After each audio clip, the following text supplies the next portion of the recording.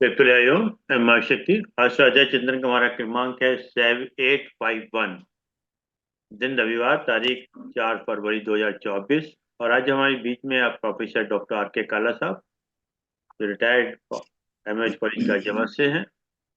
और आज आपका जो विषय है वो है मंडूक उपनिषद। उसके अंदर भी जो विशेष ले रहे हैं, मैं कौन हूँ, मंडूक उपनिषद के संदर्भ में ले रहे हैं, who am I in light of Mandukya Upanishad. अब ज्यादा समय लेते हैं, आदरणीय डॉक्टर काला साहब से निवेदन करते हैं कि आज का उद्बोधन जारी करें। आदरणीय आदरणीय प्रोफेसर डॉक्टर काला मेरे सभी साहब।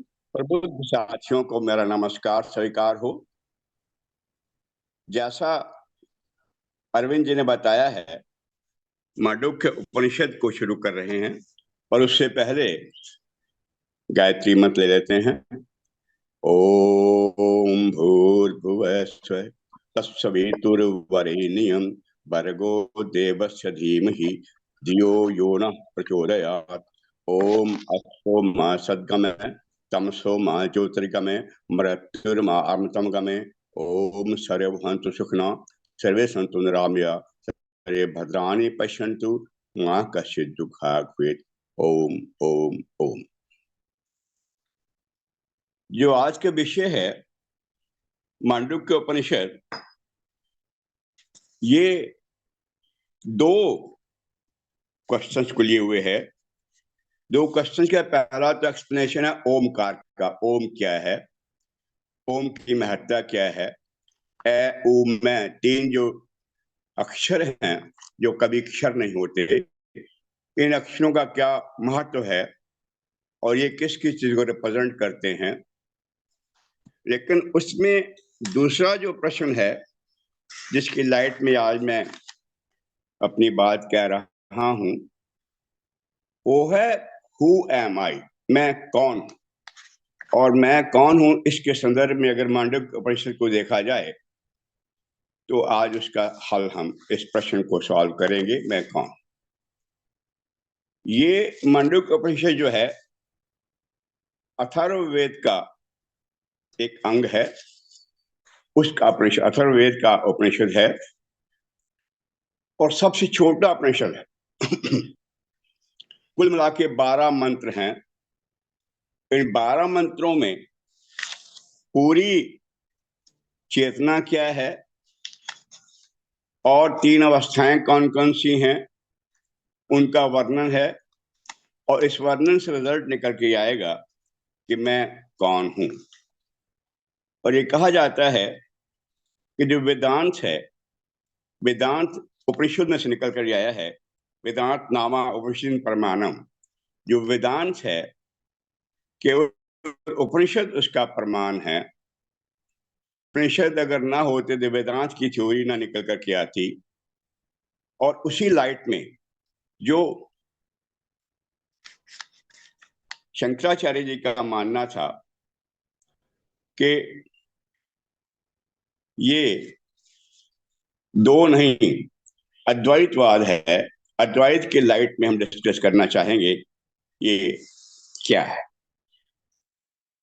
और सबसे छोटा उपनिषद है, लेकिन जिस तरह छोटी चिली है, little chilli but very hot, ये छोटी मिर्च है लेकिन कड़वी और पंजेंट बहुत है, तीखी बहुत है।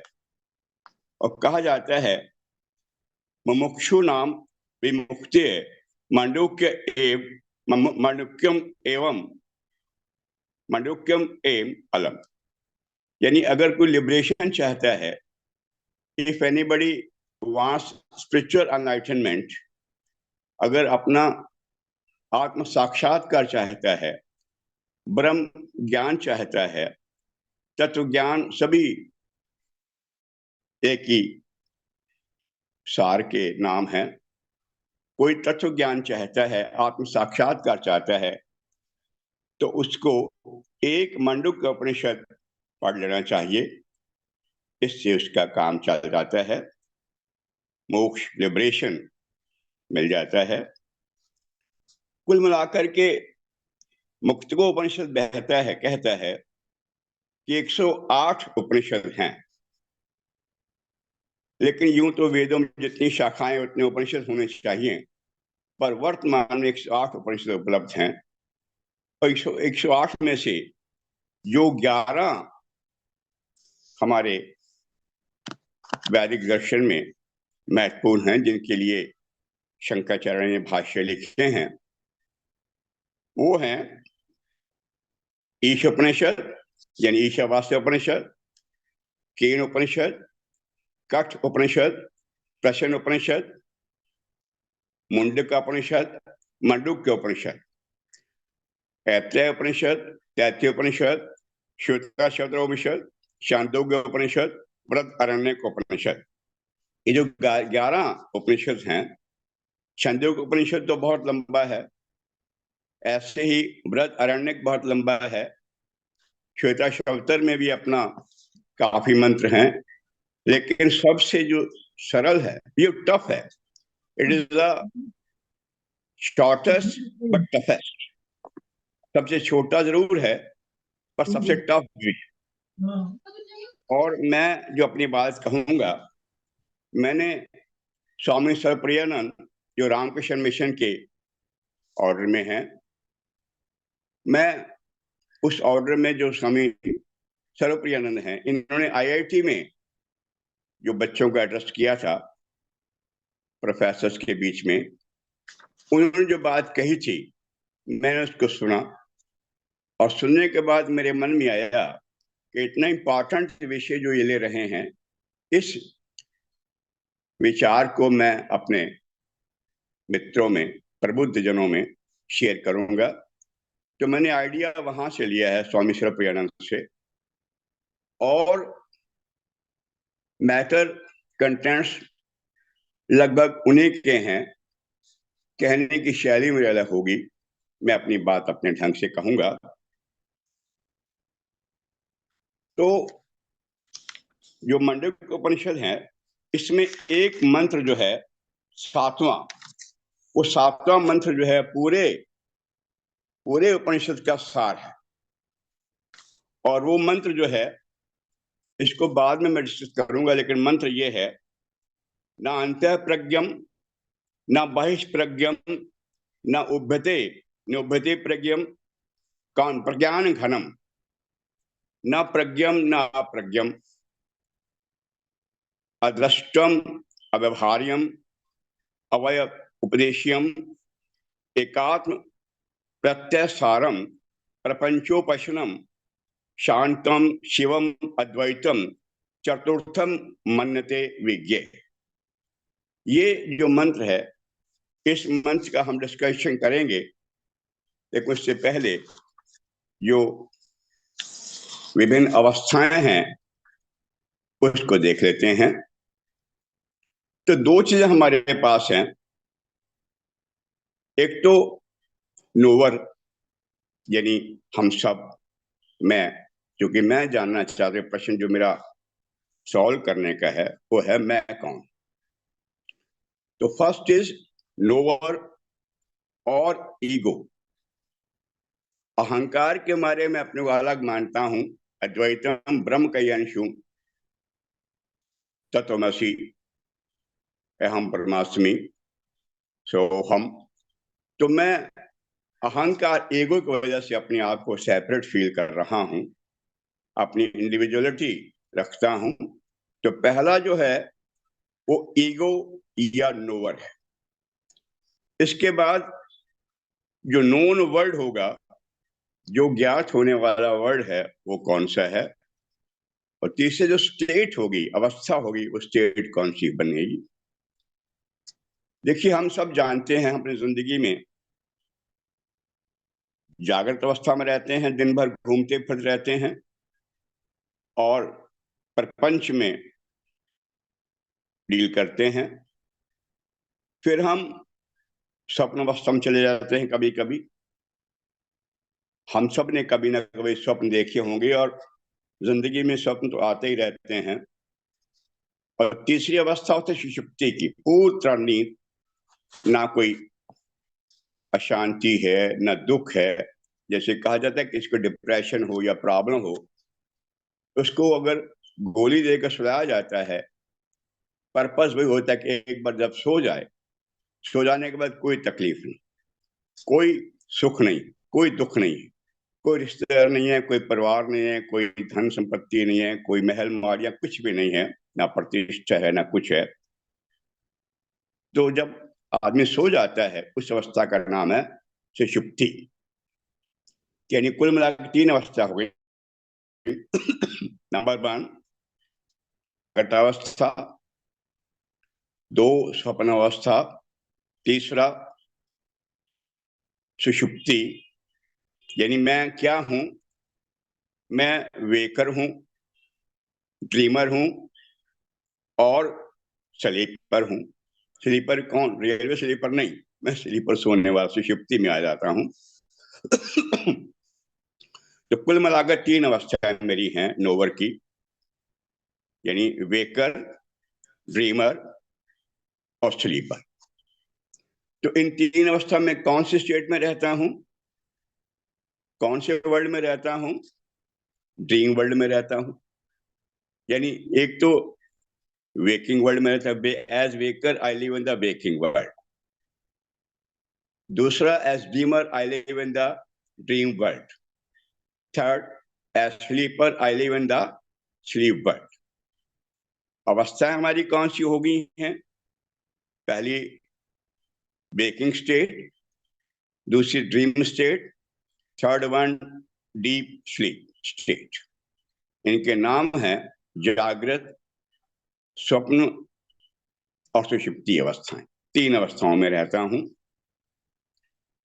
जो चौथी अवस्था है जिसका कोई जिक्र इसमें नहीं है, पर सातवां मंत्र कहता है जो चौथी मान ली जाती है, चतुर्थम मन्यते, जो ज्ञानी लोग मानते हैं कि चौथी अवस्था है, वो है तुरिया और तुरियम। तुरिया 4 अवस्थाएं बन गई, 3 तो है ही नोन। चौथी तुरिया जो है वो इन तीनों में शामिल है। तुरिया इनसे अलग नहीं। यानी आप देखें, नेकलेस है सोने का, बैंगल है सोने की और रिंग है सोने की, हैं तीनों सोने की। पर कोई अनजान व्यक्ति पूछे कि सोना कहाँ है, उसे बताना पड़ेगा ये नेकलेस सोना ही है। अगर नेकलेस की फॉर्म बदल दी जाए, इसका रूप के अलावा परफॉर्मेंस, इसकी पर्पस बदल दिया जाए तो ये एग्जिस्ट ही नहीं करते। Existence is only possible in the form of some ornament. तो ऑर्नामेंट जो है वो गोल्ड ही है। Without ornament gold is nowhere. Gold doesn't exist in the absence of the ornaments. All ornaments are made of gold, और gold के अलावा वो कुछ भी नहीं है। अगर आज नेकलेस मेल्ट कर दिया जाता है, it become takes the form of the gold, it becomes gold. उसका रिंग बना दो, उसके बैंगल बना लो, उसका ब्रेसलेट बना लो, anything is possible, because form and function can be changed, but its nature can't be changed. कहा जाता है कोई सेठ बहुत अच्छा रईस था, एक बार उस पर किसी कारण से पॉवर्टी छा गई, गरीबी आ गई। चाहे शेयर्स में इन्वेस्ट किया, शेयर सारे डूब गए, या स्टॉक इकट्ठा कर रखा था, स्टॉक की वैल्यू खत्म हो गई। बहुत कुछ इकट्ठा किया था, परिवार बदल गया। टेक्नोलॉजी से, कंप्यूटर रिएक्शन से, नए इनोवेशन से कुछ नए प्रोडक्ट्स आ गए, लिहाजा उसका स्टॉक वैल्यूलेस हो गया।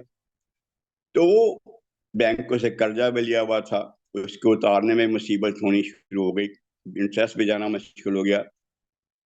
तो उसको गरीबी जब छा गई, तो वो जब अमीर था तो उसके पास गणेश जी का, सोने का गणेश जी थे और सोने का चूहा था उनके सवारी। नौबत यहां तक आ गई कि उसको उनको बेचने का इरादा करना पड़ा। वो जब ज्वेलर के पास गया, बोला ये सोना है, इसकी वैल्यू लगा दो। जो गोल्ड स्मिथ ने गणेश जी की मूर्ति को तोला, बोला इसका जो रेट है, उस वक्त की बात है, इसका रेट 4,000 पर 10 ग्राम। उनका चूहा तोलो, चूहे का भी वजन किया, बोले इसका रेट क्या लगाओगे? बोले इसका रेट भी वही है, 4,000 पर 10 ग्राम। बोले ये कैसे possible, how is it possible, आप कैसे दुकानदार हैं? ये गणेश जी हैं, ये उनकी सवारी है। तो गणेश और सवारी, यानी सवार और सवारी का रेट एक कैसा हो सकता है? वो तो महंगा होना चाहिए। अगर ये 4,000 है तो वो 40,000 तो कम होना ही चाहिए। खैर दुकानदार बोला, गोल्डस्मिथ बोला, देखो मित्र, देखो भाई सेठ जी, ये कुछ भी हो सकते हैं। आध्यात्मिक दृष्टि से आप इनकी पूजा करते हैं गणेश जी की, और चूहा उनकी सवारी है, लेकिन मैं गोल्डस्मिथ होने के नाते केवल एक ही रेट दे सकता हूं, और वो रेट जो है 4,000 पर 10 ग्राम का, चाहे वो गणेश जी हैं या उनकी सवारी चूहा। तो भाव यह है कि form and shape and performance of functionality don't count. The thing that counts is the basic behind them. तो सोना तो अपनी जगह सोना ही है, किसी भी शेप में किसी भी रूप में गढ़ दिया जाए वो सोना है। ऐसे ही जो मैं वेकर स्टेट में हूं या ड्रीमर में हूं या स्लीपिंग स्टेट में हूं, as waker, as dreamer, as sleeper, इन तीनों में जो वाचर है, जो निरंतर मुझे जागता देखता है, प्रपंच के साथ, संसार के साथ, माया के साथ डील करते हुए देखता है, वो वाचर भी तुरिया है, कॉन्शियसनेस है। तुरिया मीन्स कॉन्शियसनेस या चेतना, और watcher, these are the various names can be given to the consciousness. वो कॉन्शियसनेस मैं ड्रीम अवस्था में भी होता हूं, तब भी मैं वाच कर रहा हूं, और अगर सुषुप्ति में तब भी वाच कर रहा हूं। राजा जनक को रिफर हम करते हैं सिलसिले में। राजा जनक सोए हुए थे, अचानक उन्होंने स्वप्न देखा, और स्वप्न में ये था कि पड़ोसी राजा ने आकर के हम पर हमला कर दिया है। वो विस्तारवादी, वो प्रवृत्ति का राजा था, उसने हम पर हमला कर दिया। तो उसने मुझे हरा दिया, बड़ा लड़ा मैं, लेकर वो हार गया। उसने कहा, मुझे जब पकड़ कर ले गए,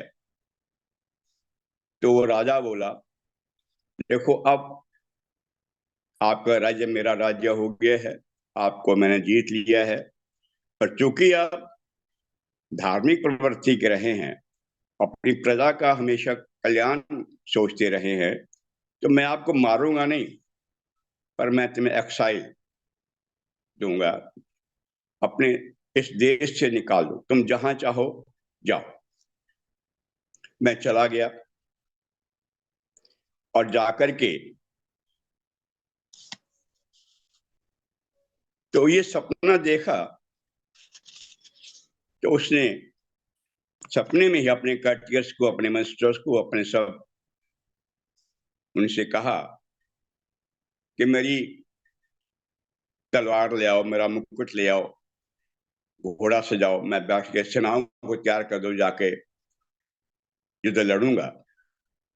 लेकिन अंत में युद्ध लड़ने के बावजूद जब मैं हार गया और राजा ने मुझे देश निकाला दे दिया, अब कोई मुझे उस देश में, जो मेरी अपनी प्रजा थी, मुझे खाना देने को तैयार नहीं था, क्योंकि उनको डर यह था कि नया राजा बड़ा क्रूर है, हमको पनिश करेगा, जान से मार देगा, फांसी की सजा हो जाएगी। चलता गया चलता गया। उसके बाद फिर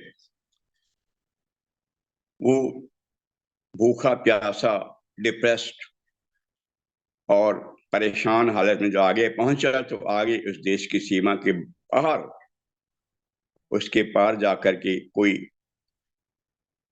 भंडारा चल रहा था। उसने भंडारा को देखा, तो भंडारा को देखने के बाद वहां चला गया, लाइन में लगा, अपनी वेट करता रहा, लाइन में नंबर की क्यू में लगा रहा। जब तक ये पहुंचा, सारे क्या देखते हैं कि वो भोजन तो समाप्त हो गया है। तो प्रसाद बांटते उन्होंने ये कहा, देखो भोजन तो खत्म हो गया है, पर अब जो पतीले में, हंडे में जो लास्ट खुरचन बची है, तुम चाहो तो मैं खुरचन तुम्हें दे सकता हूँ। बोले कोई नहीं, दीजिए। उसने खुरचन उसे एक पत्तल में डाल करके दे दी। अनफॉर्चुनेटली खुरचन को लेकर के जैसे ही वो खाने को तैयार हुआ, कोई चील उड़ती हुई आ गई। वो चील उसको लेकर के चली। तो राजा डिप्रेस्ड हालत में, बुरी तरह परेशान, डिस्ट्रेस्ड अवस्था में गिर गया, लेट गया। उसके बाद अचानक जब नींद खुल गई, तो क्या देखता है, मैं अपने पलंग पर सोया हुआ हूं, फुल्ली सुरक्षित, मेरी रानी बराबर सोई हुई है। तो उसको अचानक ये ध्यान आया, ये सच या वो सच, जो मैं इस वक्त देख रहा हूं, मैं वाचर जो हूं, ये अवस्था सच है या जो मैंने पहले देखा था वो सच है। तो बोले मैं सच, ये सच या वो सच, ये सच या वो सच, यह सच या वह सच, ये लगातार बोल रहा था। उसकी आवाज सुनी तो रानी ने कहा, क्या हुआ महाराज, क्या हुआ? बोले यह सच या वह सच, यह सच या वह सच। पत्नी ने, रानी ने सब कटियर्स को, संतरियों को, पहरेदारों को बुलाया। बोले राजा को देखो। सब लोग आए, फाइलें लिए हुए, सब कुछ किए। बोले नहीं, ये सच क्या वो सच। बड़े प्रश्न, डॉक्टर्स को बुलाया गया, डॉक्टर्स के सामने भी राजा यही बोल रहा था, यह सच या वह सच। सब हैरान हो गया, किसी को कोई जवाब नहीं मिला।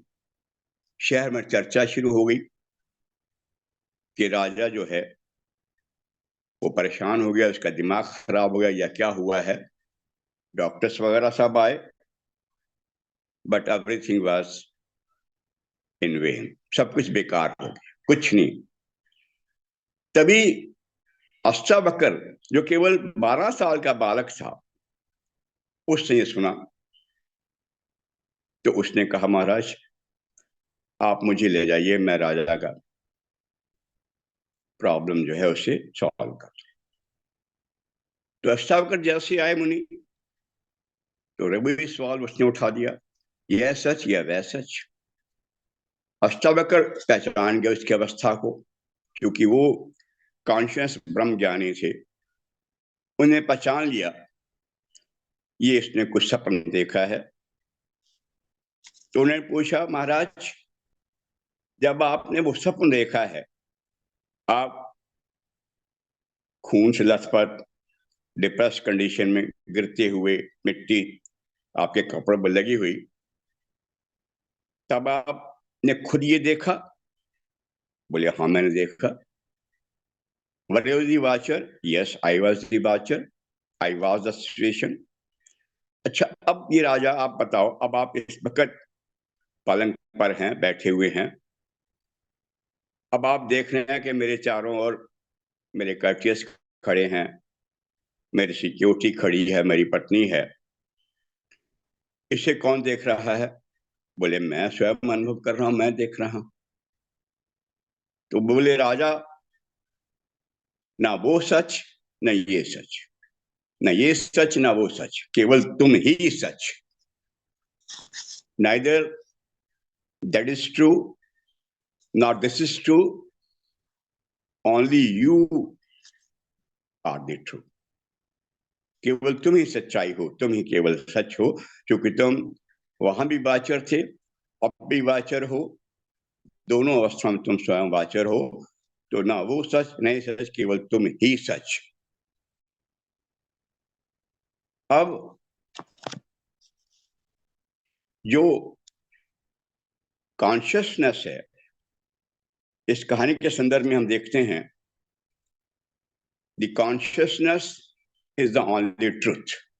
ना मैं वेकर एज वेकर सच हूं, न एज ड्रीमर सच हूं, न एज स्लीपर सच हूं। केवल कॉन्शियसनेस और तुरियम, दिस तुरियम is the only truth that watches my waking state, my waking world, dreaming state, that is dreaming state, and sleeper and sleeping situation, that is a sleeper. It's a watcher only, it's a consciousness, arturium only a watcher. तो ये जो अवस्था है, ये अवस्था जानने के बाद अब इस मंत्र के बारे में, यानी ईश्वर का स्वरूप समझने के लिए उसके 4 पादों की कल्पना की गई है। ईश्वर के 4 पाद हैं। ईश्वर के 4 पादों की बात करना सारहीन है वैसे, चूंकि एक ही तत्व है जिसका कोई पाद नहीं है, कोई चरण नहीं है, कोई स्टेप नहीं है। केवल एक ही परमपिता परमात्मा अद्वैत है, जो जीव और अद्वैत, जीव और ब्रह्म एक ही है। तो ईश्वर जो है उसके 4 पाद माने गए हैं। एक तो प्रपंच है, यानी वर्तमान जगत, एक सूक्ष्म जगत, और तीसरा कारण जगत। जो वर्तमान जगत है, जो प्रपंच दिखता है, वो सारे का सारा वैश्वानर कहलाता है। वैश्वानर यानी मैं एज वेकर वैश्वानर हूं, पूरा विश्व हूं, पूरा यूनिवर्स हूं। एज सूक्ष्म सटल बॉडी, सटल जगत के रूप में मैं तेजस माना जाता हूं। ये नाम ऋषि ने दिए हैं मांडुक्य उपनिषद में, वैश्वानर, तेजस। और तीसरा, when I am in the sleeping state, sleep world में जब होता हूं, पूरी सुषुप्ति अवस्था होती है, ना कोई अनुभव है, ना कोई दुख है, ना कोई तकलीफ है, ना कोई पत्नी है, ना बेटा है, कुछ नहीं। उस स्टेट को कहते हैं प्राज्ञ। प्राज्ञ तो 3 जो हैं अवस्थाएं हैं, वैश्वानर की, दूसरा तेजस की, और तीसरा प्राज्ञ की। 3 अवस्थाएं हैं। और तीनों अवस्थाएं जो हैं, इनके अंदर जो प्रज्ञान घनम है, जो कॉन्शियसनेस है, इट इज कॉल्ड एज प्रज्ञान घनम। ये प्रज्ञान घनम इन तीनों में निरंतर है। प्रज्ञान घनम के बिना ना वैश्वानर है, ना तेजस है, ना प्राज्ञ है। क्योंकि जब कोई मर जाता है तो उस केस में कॉन्शियसनेस खत्म हो गई। तो in the absence of the consciousness for a dead body, no such states are available, neither Vaishvanara nor Taijasa, nor Prajna. तो कुल मिला के हम ये कह सकते हैं कि ये कॉन्शियसनेस जो है यही मैं हूं, तुरियम ही मैं हूं। और मैं स्लीप स्टेट में जाता हूँ, ड्रीम स्टेट में जाता हूँ और वेकिंग स्टेट में रहता हूँ। इन तीनों स्टेट्स में जो वाचर है निरंतर वो मैं हूँ, और मैं जो हूँ दैट इज तुरियम और कॉन्शियसनेस। मैं कौन हूँ? मैं चेतना हूँ, मैं केवल आत्मा हूँ। इसके अलावा जो मेरा शरीर है, प्रपंच है, माया है, ये सब कुछ भी नहीं है। अभी है, नहीं रहेगी। शरीर भी नहीं रहेगा। ये शरीर भी जो मेरा है माया है, प्रपंच है, यानी तन, मन, कर्मेंद्रियां, ज्ञानेंद्रियां, चित्त, अहंकार, ये सब जो हैं कॉन्शियसनेस के साथ ही हैं। When the consciousness goes, all this potentialities are over.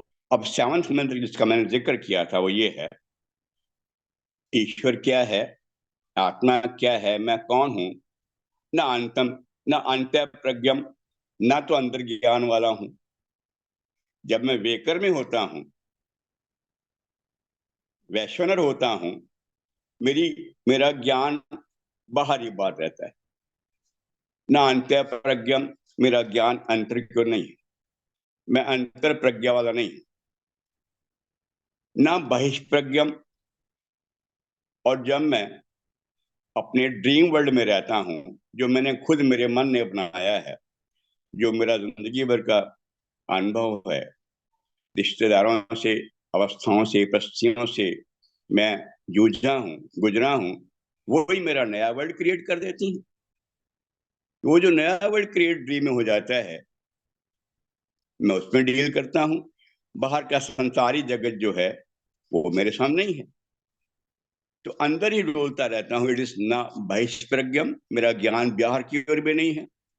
तो वेकिंग स्टेट में मेरा ज्ञान या प्रज्ञा अंदर की ओर नहीं है, और ड्रीम वर्ल्ड में, ड्रीम स्टेट में मेरा ज्ञान या प्रज्ञा बाहर की ओर नहीं है। नोभते प्रज्ञम, जब मैं सो जाता हूँ, स्लीपिंग स्टेट में होता हूँ, तो ना मेरा ज्ञान अंतर की ओर है, ना मेरा ज्ञान बाहर की ओर है। ना अंत प्रज्ञम, ना बाह्य प्रज्ञम। नोभते में दोनों, दोनों ओर मेरा नहीं है। नोभते प्रज्ञम, ना अंदर की ओर है ना बाहर की ओर है, फिर तो कोई बात है ही नहीं, खत्म। यानी सारा ज्ञान जो है सोने पर खत्म हो जाता, सुषुप्ति में खत्म हो जाता। तो तीन अवस्थाओं में, वेकिंग में अंत प्रज्ञम नहीं हूं, ड्रीमिंग में बाह्य प्रज्ञम नहीं हूं, और डीप स्लीप में, सुषुप्ति में, ना अंदर प्रज्ञम हूं, ना बाहर प्रज्ञम हूं, ना अंदर जानने वाला ना बाहर जानने वाला हूं। केवल क्या हूं? प्रज्ञान घनम, कॉन्शियसनेस, प्योर चेतना, प्योर कॉन्शियसनेस, जो केवल चेतना ही चेतना है। मैं वो हूं, मैं वाचर हूं हर स्टेट का, तीनों स्टेट्स का। प्रज्ञान घनम, ना प्रज्ञानम, प्रज्ञानम क्या है? ना भगवान है, ना प्रकृति है। ईश्वर जो है ना, ये मेरी अवस्था, ना प्रज्ञानम ना प्रज्ञान घनम। वो कैसा है? अदृष्टम, जो देखा नहीं जाता है, देखा नहीं गया है किसी द्वारा भी, केवल अनुभव। It's only the experience that one can tell. अदृष्टम, जो कहते हैं कि समाधि लगा करके ऊपर तीसरे नेत्र को देखेंगे, नहीं देखा गया। कुछ अंदर सीन बनेगा, कुछ दिखेगा, वो नहीं होता, अनुभव होता है। तो अदृष्टम अव्यवहार्यम, जो व्यवहार में लाया नहीं जा सकता। अदृष्टम, ये यानी वाचर की करेक्टरिस्टिक्स हैं। These are the various features और characteristics of a watcher, that is of the consciousness. जो तुरिया है, तुरिया की जो विभिन्न विशेषताएं हैं वो ये है। अदृष्टम, जो देखा नहीं गया है, अव्यवहार्यम जो व्यवहार में लाया गया है,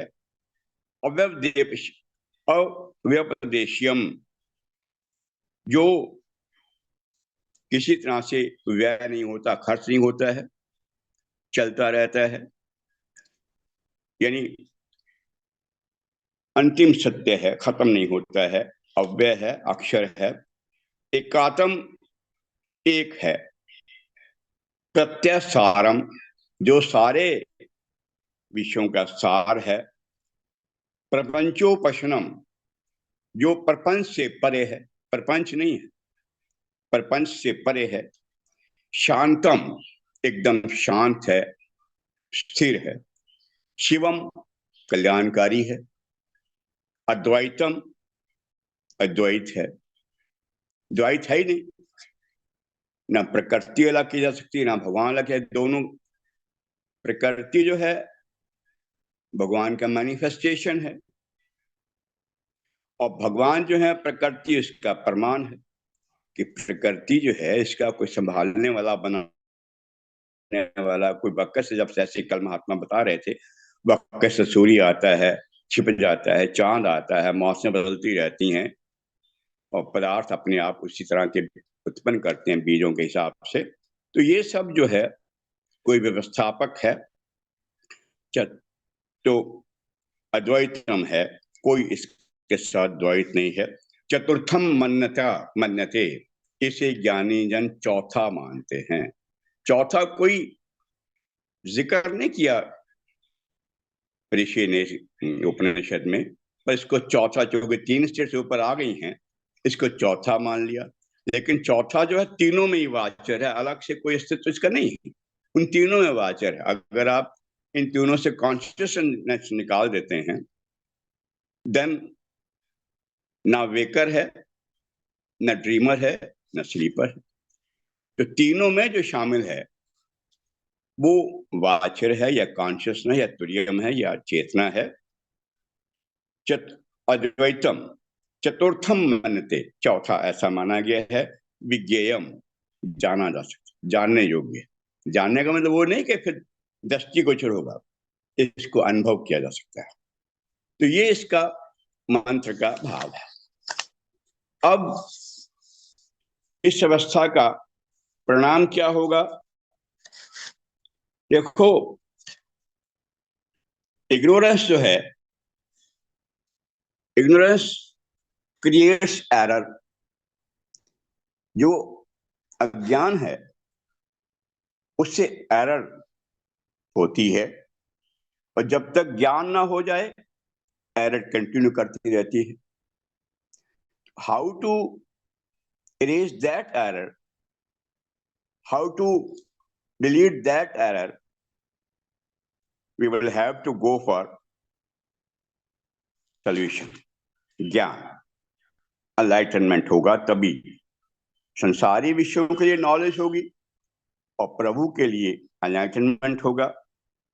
हम एक विशेष एक उदाहरण दिया जाता है उपनिषदों में कि रस्सी शब्द जैसे दिखती है अज्ञान में, अंधेरे में, डार्क में। We see a rope as snake, सामने रस्सी पड़ी है, रस्सी नहीं वहां पर, केवल अज्ञान है। अब बिकॉज ऑफ दैट अज्ञान और ignorance we just see the rope as snake, रस्सी को सांप देखते हैं। झाड़ी है, उसको हम ठूठ को व्यक्ति समझ लेते हैं, कहीं भालू खड़ा है, कहीं कोई कोई रीछ खड़ा हुआ है, झाड़ी को हम रीछ समझ लेते हैं। This is all because of ignorance, and once ignorance removes the error is rectified, error खत्म हो जाती है। ऐसे ही कि जब पता लग जाता है कि ये कोई स्टेट्स नहीं है, वेकिंग, स्लीपर या ड्रीमिंग, तो पता लग जाता है कि ये सारा ज्ञान हो जाता है, स्पिरिचुअल अलाइनमेंट हो जाता है। तो फिर ये पता लगता है कि ये सारी एरर थी जिनको हम अपने आप में ये स्टेट्स मान रहे थे। जिससे सोने का ज्ञान हो जाता है, then we can understand कि neither नेकलेस सही है, ना बैंगल सही है, ना रिंग सही है, केवल गोल्ड ही सही है। तो ये जो तीन अवस्थाएं हैं, वैश्यना, तेजस और प्राज्ञ, इन तीनों अवस्थाओं में केवल कॉन्शियस सत्य है, केवल चेतना ही सत्य है, और चेतना के बिना जो है ये कुछ भी सत्य नहीं। तो यह इस मांडूक्य उपनिषद के इस पोर्शन का सार था कि मैं कौन, who am I. The answer comes to I am merely consciousness, nothing else. Whatever the perpanch we see, that is all the waking state of myself. The sleeping state, there is behind consciousness. In dreaming state, when I go on creating my own world because of my old experiences, that is also being watched by the consciousness. And the consciousness is the only, जब हम सो के उठते हैं तो बड़ा आनंद आता है, लगता है बड़ी शानदार नींद आई, ना कोई सपना, ना कोई दुख, ना कोई तकलीफ, ना कोई चिंता, ना फिक्र। वो अवस्था जो है वो है सुषुप्ति। और ये किसने अनुभव किया है? कॉन्शियसनेस, वाचर ने, तुरियम। कभी कभी हम जब मॉर्निंग उठना चाहते नहीं उठ पाते, क्योंकि जब सुख अनुभव कर रहे हैं, जो आनंद अनुभव कर रहे हैं स्लीपनेस का, आई मीन डीप स्लीप का, उसी अनुभव को लगातार कंटिन्यू करना चाहते हैं। कौन दुखों में उतरना चाहता है? वेकिंग वर्ल्ड में अगर दुख से होंगे तो वो एक नींद कंटिन्यू रह जाए, तो कंटिन्यू रहने का मतलब हो जाएगा कि हम आनंद का अनुभव कर रहे हैं। तो ये जो है, जब आदमी ईश्वर में डूब जाता है तो संसारिक दुखों से आगे निकल के उसी में डूबना चाहता है, क्योंकि वहां केवल आनंद है। संसार के मिलने वाले तन और मन के सुख होते हैं, सुख घटने बढ़ने वाले होते हैं। अभी सुख है, कुछ देर बाद सिचुएशन बदल गई, वो सुख दुख में कन्वर्ट हो गया। अभी दुख है, कुछ समय बाद सुख हो जाएगा, क्योंकि ये सब प्राकृतिक चीजें हैं ना, और प्रकृति का स्वभाव है, it goes on changing every moment, बदलता रहता है, बदलता रहता है। तो ये सारे सुख हैं, आनंद केवल ब्रह्म में है। तो ये सारी स्टेट्स मेरी जो हैं ये बदलती रहती हैं, घटने बढ़ने वाली होती हैं, लेकिन मैं एज कॉन्शियसनेस फुल्ली अलाइनमेंट हूँ, फुल्ली हैप्पीनेस हूँ। तो ये अवस्था जो है केवल अपने आप को एज कॉन्शियसनेस फील करने का, मैं कुछ नहीं हूँ, केवल अद्वैत हूँ, केवल कॉन्शियसनेस हूँ, केवल चेतना हूँ। ये इसका सॉल्यूशन निकल के आया कि मैं और कुछ नहीं बल्कि चेतना मात्र हूँ। बस इन्हीं शब्दों के साथ मैं अपनी वाणी को विश्राम देना चाहूंगा। आपने पेशेंट हियरिंग दी मेरी बात को, आपका बहुत बहुत धन्यवाद। धन्यवाद आदरणीय प्रोफेसर डॉक्टर आर के कलश साहब। आज आपने हु एम आई मंडूक उपनिषद के संदर्भ में अपनी बात रखी। अब किसी कोई जिज्ञासा हो इस विषय पर तो आदरणीय प्रोफेसर डॉक्टर आर के कलश साहब पूछ सकते हैं। फिर बाद में हमेशा की तरह आज हमारे अशोक शेखरी साहब बोलेंगे 2 साल बाद में, तो अपने विचार रख सकते हैं। हमारे बीच में गोकुल मुंद्रा साहब भी हैं, वो भी मैं समझता हूँ अपने विचार रखते तो ज्यादा अच्छा रहेगा। कि गुरुदेव की जो पहली पुस्तक थी वो एम आई, वो पहली पुस्तक हमारी गुरुदेव की रही है। तो आदरणीय गोकुल इसलिए मुंद्रा साहब। सभी को प्रणाम। नमस्कार। ये अध्यात्म का मूल विषय है। अध्यात्म यहीं से शुरू होता है और यहीं पर समाप्त होता है। और ये जो 4th स्टेज है आनंद की, यही तैत्तिरीय उपनिषद में जो पंचकोशों की बात कही गई है, गायत्री महाविज्ञान के भी 3रे पार्ट में जो पंचकोशों का पूरा वर्णन शिव पार्वती के संवाद के रूप में, गायत्री मंत्र के रूप में दिया गया है। तो चेतना का क्रमिक विकास, पंचकोश जो है वो कोई भौतिक आयाम नहीं है। ये चेतना की डायमेंशन है। चेतना इनविजिबल है, इनविजिबल है। तो जब पदार्थ में रहती है तो अन्नमय कोश में, शक्ति के रूप में रहती है तो प्राणमय कोश में, विचार संस्थान में होती है तो मनोमय कोश में, उसके ऊपर ऊपर उठती है, संसार को सही ढंग से समझती है, बुझती है तो विज्ञानमय कोश में, और जब आत्म स्वरूप में स्थित हो जाती है तो आनंदमय कोश में। और वहीं साधक को उस आनंद का अनुभव होता है, जो कि जिसके लिए कि मतलब जो आज का जो 7वां श्लोक मंडूकोपनिषद कर लिया और जो 4th स्टेज की बात कही गई, ये जैसा पहले ही सर ने कहा कि ये अनुभव की बात है, शब्दों की बात नहीं। और इस अनुभव को तलाशना ही साधक का एक लक्ष्य होता है, जिसको खोजता रहता है कि मुझे ये कहीं से मिल जाए, और किन्हीं शब्दों से उसको सहारा मिलता है उसको खोजने पाने का। तो बहुत बहुत धन्यवाद आपको कि आपने एक अच्छा विषय उठाया। बाकी बाकी सारे विषय अलग हैं, पर चेतना के विषय मूल होते हैं और वही हम सबके अंतिम डेस्टिनेशन है।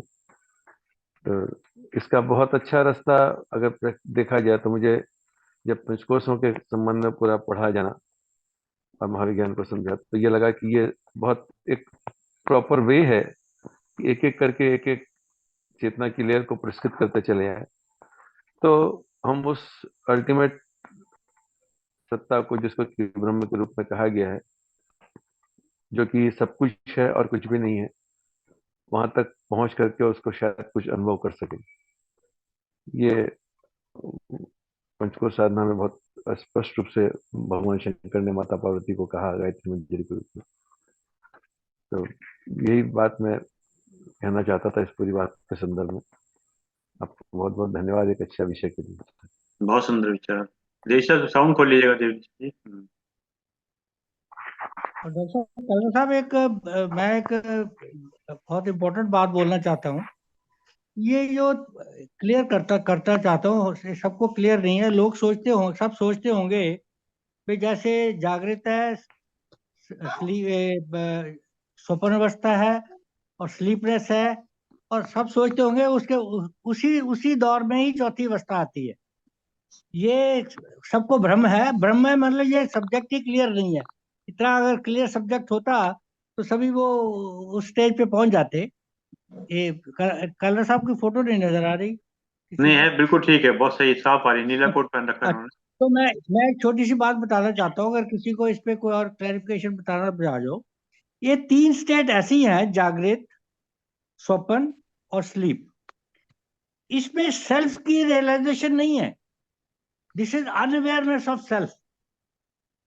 सेल्फ की अवेयरनेस सिर्फ तुरीयावस्था में है। डॉक्टर साहब ने कहा तुरीयावस्था है कोई नहीं। तुरिया ही एक अवस्था है जहां सेल्फ का रियलाइजेशन होता है।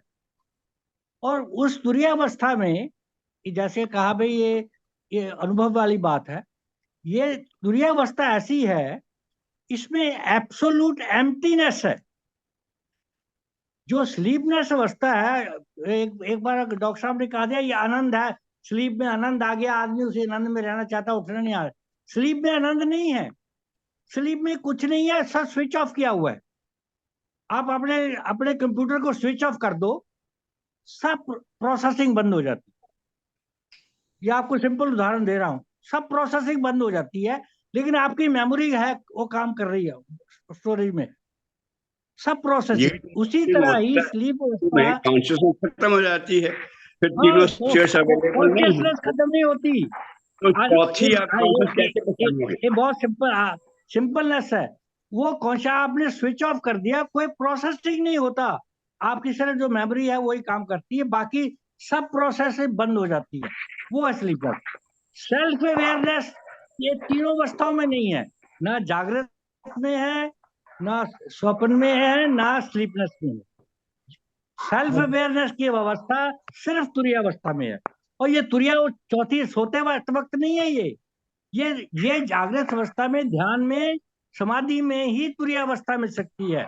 ये ही तुरीय अवस्था है। तो निकल के तो ये फिर बड़ा ये बहुत एक इम्पोर्टेंट, क्योंकि वही एक तुरीय अवस्था है जो लिबरेशन है। वो बियॉन्ड बियॉन्ड 3 स्टेट्स है वो। तो ये अगर इसका प्रोफेसर कोई साहब, और क्लैरिफिकेशन ये- देना चाहे तो दे सकता है। मेरी समझ जो यही है तो आनंद की अवस्था सिर्फ तुरीयावस्था है। बीएन जोशी साहब कुछ आदमी कहना चाह रहे हैं? देखिए सब कुछ तो ठीक है, तुरीयावस्था में पहुंच गए, मान लीजिए हाइपोथेटिकली हम तीनों अवस्था से पार करके चौथी अवस्था में पहुंच गए, कॉन्शसनेस हमारा है, लेकिन उसके बाद हमारी मृत्यु हो जाती है, तो उस समय तो सारा कॉन्शसनेस भी खत्म हो जाता है। क्या होगा उसके बाद? हम किस मृत्यु अवस्था में रहते हैं? क्या मृत्यु का हम सब्जेक्ट नहीं भगवान आता किससे ये हम सब मिल जीते जी जाते हैं? की हम ये कहाँ जीवन जाते की हैं? हम कैसे ये रहते जीवन हैं? की हमको अवस्था है। ये जीवन की नहीं, अवस्था है जब आत्मा इस शरीर में है। आनंद तो वो- मुक्त हो जाते हैं, तो आनंद तो उसमें और सुपर आनंद हो जाएगा ना। हाँ, ये सुपर मृत्यु तो आनंद की शरीर अवस्था का है। है। तो ये super, this is true state of infinite infinite हम वही इनफाइनाइट की जानना चाहते हैं सुपर कि स्टेट है ये। मांडू के उपनिषद में इसके बारे में कहीं कुछ संकेत दिया गया है कि नहीं दिया गया? नहीं तो मैंने कहा ना, ये अद्वैतवाद का विषय है, इसमें द्वैत नहीं है कि आत्मा अद्वैत अलग बात है, अद्वैत आत्मा अलग है। अद्वैत अद्वैत बात की है, बात इसमें कर सिर्फ रहे हैं, अद्वैत बात। अद्वैत की ही बात कर रहे हैं हम। अगर कॉन्शसनेस में हैं, हम जो कुछ है, मैं जिसको कहते हैं सो कॉल्ड मैं तो कॉन्शसनेस ही मैं है, तो बताया अलग आपने। ईगो हो गया ना तो जी, वो ईगो हो कॉन्शसनेस फिर गया। ना कहाँ मैं जाता है? है नहीं डेथ कोई के बाद मैं कुछ जब नहीं ये है। बॉडी छोड़ देते हैं, तब वो कहाँ जाता है? कॉन्शसनेस हमारा ईगो रहता है बॉडी कि छोड़ने बॉडी या छोड़ने की खत्म? अवस्था नहीं है कोई इसका गोकुल जी, मतलब है, गोकुल प्रसाद जी, आप कुछ प्रकाश इसका डालिएगा गुरुदेव मतलब के विचार में, इसका जैसे अभी मतलब आपने ये कहा है गिरीश कि साहब ने। गुरुदेव के विचार बता दे अच्छा, हाँ वो गोकुल बता जी दें। साहब, हम एक अजय मिनट गोकुल जी। एक सेकंड, हम क्या इसका मतलब हम ये माने कि ये वन लाइफ, बस वन लाइफ ही है, खत्म? जैसे कि नहीं वो अब्राहमिक आत्मा तो अब्राहमिक कभी खत्म ही नहीं होती। आप अब्राहमिक रिलीजन वाले यही बोलते हैं ना कि वन लाइफ है, बस खत्म। लाइफ क्या हम लाइफ भी की वही माने? बॉडी चोला चेंज हो रहा है। लाइफ तो नहीं, आत्मा हम भी वही माने अमर क्या? है। आप आत्मा लोग ये एक कहना चाहते हैं देव ऋषि जी कि हम भी वही माने जो अब्राहमिक रिलीजन वाले मानते हैं कि बस एक लाइफ, जन्म हुआ मरण हुआ खत्म? अरे भैया हम तो आत्मा अमर है। आत्मा अरे वही अमर तो है, कह वो रहे हैं, कहीं वो नहीं कहाँ मरती। जाती है आत्मा? कॉन्शसनेस जो कहते हैं वही लो आत्मा है ना, तो वो कहाँ तो जाती है? तो जीवात्मा है ही कर्म नहीं, केवल वो कर्म परमात्मा फल ही में परमात्मा है। चलिए कर्म गोकुल फल में चलिए, उलझी हुई है। तो कर्म फल में उलझी हुई है आत्मा का। चलिए वही अब आदरण जी गोकुल जी कोई उलझाते प्रकाश रहते हैं। डालेंगे। चलिए जी गोकुल सर। साहब, जी सर। तो देखिए, ये सृष्टि की उत्पत्ति को अगर क्रम देखें तो कुछ नहीं था, उससे कुछ बना। यानी पहले जो था वो केवल संकल्प था, चैतन्य था, और उसने जब कंडेंस्ड हुआ तो उससे पदार्थ बना, उससे एक से दो हुआ, पदार्थ बना, उससे पंचतत्व बने। तो ये जो 7वां श्लोक है, इसमें यही बात है कि वह ब्रह्म का चतुर्थ चरण है, वही आत्मा है, वही जानने योग्य। हाँ हम लोग जो कुछ भी जानने का प्रयास करते हैं, इस बुद्धि से जानने का प्रयास करते हैं। वहां तो बुद्धि की सीमाएं समाप्त हो जाती है, तो बुद्धि की इनफाइनाइट। सीमाओं के ऊपर जाकर के उसको समझना पड़ता है। और जब वहां दूसरा कोई है ही नहीं, तो उसका विवरण कौन करेगा? कोई का वर्णन करने के लिए दो होना चाहिए, नहीं हो वहां जब सकता, दो नहीं है ही नहीं, एक ही चीज है। इसीलिए तैत्तिरीय उपनिषद में भृगु वरुण के समाज में यह आया कि जब उन्होंने उस आनंद को प्राप्त किया तो फिर वो आए ही नहीं, उसके बाद आने की जरूरत ही नहीं पड़ी। अब अगर उसको ये देखें कि फिजिक्स के हिसाब से भी देखें अगर बात को, तो एनर्जी तो इनविजिबल है, वो तो देखी नहीं जा सकती। वही बिजली इस करंट में जब सर्किट पूरा होकर के आती है तो रोशनी के रूप में आती है, लेकिन जो ही हमने स्विच बंद कर दिया तो बल्ब, उस प्रकाश की सत्ता समाप्त हो गई। बल्ब है और प्रकाश की सत्ता समाप्त हो गई। आध्यात्मिक जगत में ये बहुत सारी फिलॉसफी है। भारतीय दर्शन की सबसे अच्छी फिलॉसफी है कि हम ये मान के चलते हैं कि वह ऊर्जा जो है वो कभी समाप्त नहीं होती। आइंस्टीन ने तो बहुत बाद में कहा कि energy can be converted into mass. हम इट तो कैन शुरू नॉट से बी कहते हैं कि डिस्ट्रॉयड, एनर्जी सब कुछ है, एनर्जी नॉट सब कुछ है, destroyed, not it can be generated. That वही कैन बी डिफरेंस, जनरेटेड। वही तो ये अंतर जो है, ये वही जो अंतर शरीर, तो अब्राहमिक रिलीजन और हमारे रिलीजन में है, हमारे धर्म में है। हाँ, रिलीजन कहाँ, तो रिलीजन अब कुछ जो चीज ही हम जो नहीं है। शरीर छोड़े तो रिलीजन शरीर बॉडी गया नहीं ना, है। उसके अंदर की एनर्जी तो नहीं गई ना। बल्ब फ्यूज रिलीजन हुआ, को हमारा बॉडी बल्ब नहीं फ्यूज है। हुआ, हम दूसरा बल्ब लेके रिलीजन आ की गए, बात लेकिन नहीं कर रहे हैं, वो इलेक्ट्रिसिटी तो वही विचार काम कर जो है, रही है। वो विचार जो अब्राहमिक वालों का जो विचार है, चाहे जो भी उसमें आते हैं, नाम नहीं लेना चाहता हूँ, लेकिन जो उन लोगों का विचार है, हमारे विचार में यही डिफरेंस तो है कि हम कंटिन्यूअस हैं, हाँ, जो भी है हम कंटिन्यूअस हैं, कभी खत्म होने वाले नहीं हैं। इसीलिए इसीलिए ये सनातन है, इसीलिए सबसे ज्यादा इसलिए वैज्ञानिक है सनातन, ये। इसलिए धर्म की सनातन। बात नहीं कर रहे हैं हम, इंडिविजुअल जो मैं जो इन्वर्टेड कॉमा में हम मैं बोल नहीं, रहे हैं। धर्म हम उसको नहीं, धर्म मतलब सिद्धांत है, हाँ, हाँ, कोई वही तो सिद्धांत। जो मैं हूँ, मैं कभी खत्म नहीं होऊंगा। मैं जब शरीर रूप में हूँ तो शरीर समाप्त होगा, मैं शरीर जब ऊर्जा रूप में हूँ तो वो कभी खत्म, समाप्त नहीं होगा। ठीक। कभी मैं तो उस समाप्त। ऊर्जा नाइट को कुछ रूप में कॉन्शियसनेस देखता है। हूँ। इस बात को कहीं मांडूक्योपनिषद में कहीं संकेत इस पर है कि नहीं है, वही हम प्रोफेसर साहब से जानना नाइट चाहते चेतना है, खत्म कहाँ होती है, तो एनर्जी है। इन्होंने सिर्फ आज एक ही चैप्टर लिया है, इन्होंने सिर्फ चारों अवस्थाओं का लिया है, और उसी में हैं। उसने कहा मैं कहा, बाकी इसने कोई सब्जेक्ट टच नहीं किया इन्होंने। आगे ओम का सुनेंगे, सब्जेक्ट टच नहीं किया, और ब्रह्म का नहीं किया, दोनों नहीं किए इन्होंने, दोनों ने आगे सब्जेक्ट टच नहीं किया। आगे सुनेंगे हम। चलिए चलिए, आदरणीय एक साहब, दो शब्द धन्यवाद करिए।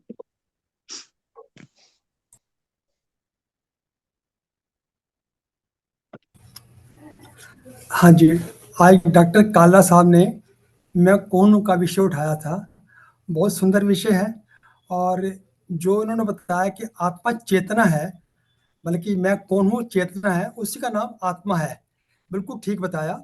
और बाकी जो अवस्थाएं बताई, एक जागृत अवस्था होती है, एक स्वप्न अवस्था होती है या जब हम सो जाते हैं, और उसके बाद एक सुषुप्ति अवस्था होती है।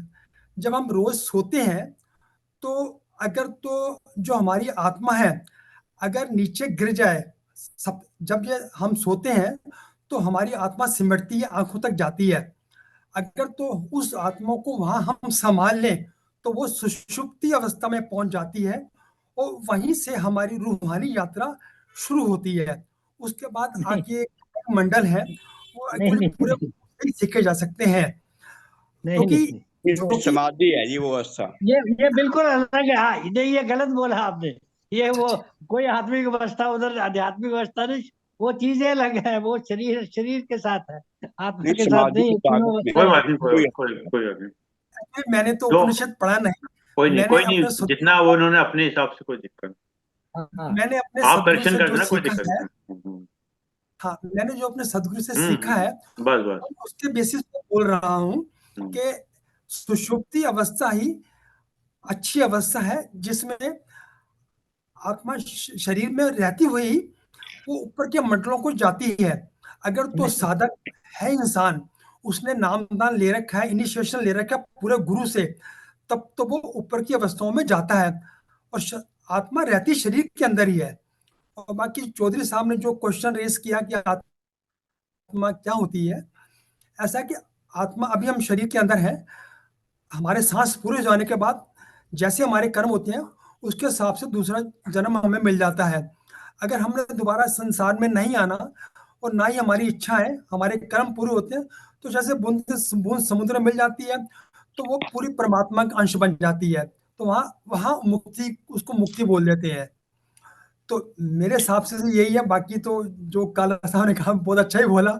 द्वैत का विषय जो आप कह रहे हैं ना सर, वो द्वैत है, आत्मा अलग वो है, अलग परमात्मा। अलग अवस्था है, वो अलग चलिए, सब्जेक्ट ही अलग है। द्वैत अद्वैत, चलिए कोई नहीं।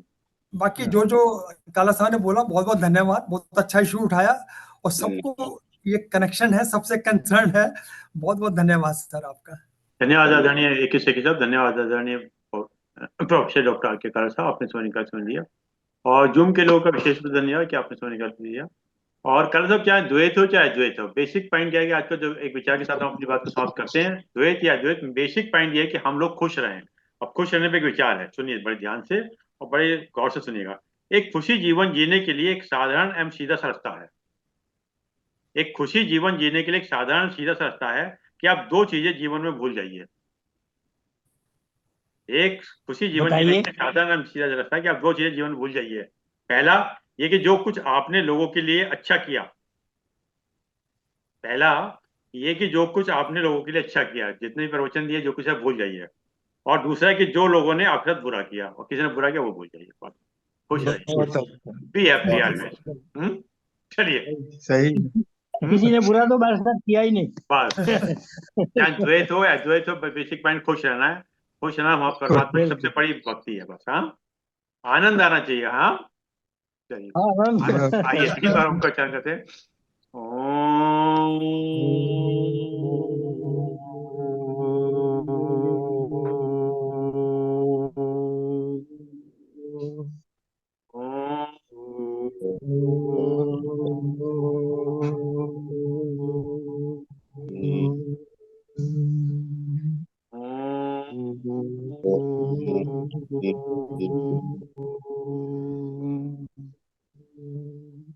शांति शांति शांति शांति शांति। सभी को प्रणाम, सभी को प्रणाम। प्रणाम।